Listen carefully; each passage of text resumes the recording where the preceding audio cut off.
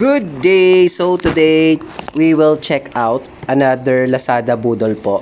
So ito yung wireless lavalier microphone. So may kasama pa siyang free na pang gaming na yan, nalagay sa thumb. So I'm not familiar with it kasi hindi naman po ako gamer. So ito na po ang nasa box. Of course, this is the microphone. Ayan, nakikita nyo na meron pa siyang windproof net. Ayan yung clip. And the receiver. So Type-C po siya kasi I'm using the Nova Huawei 5T.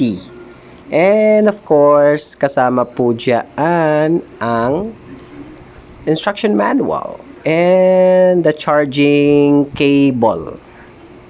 Okay, yan po yung charging cable. So try natin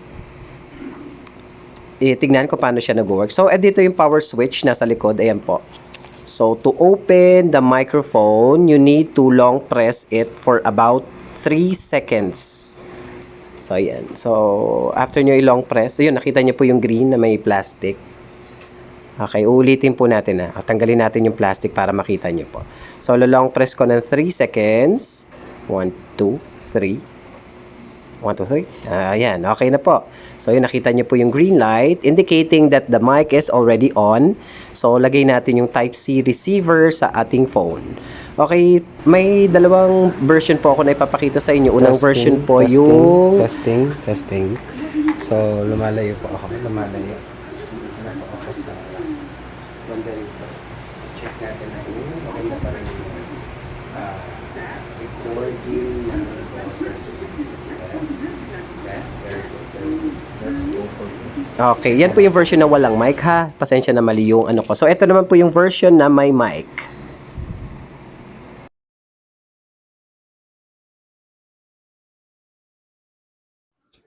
Testing.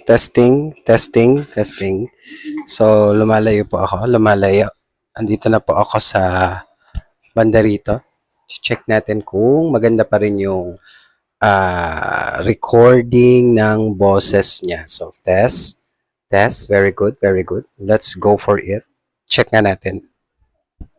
So, overall, it's working. Nakita nyo naman po yung noise cancellation din. Wala yung ibang tunog, kundi yung boses ko lang. So, I must say this is a good buy. It's a thumbs up. And if ever you find this video okay, please like, comment, and subscribe. Thank you!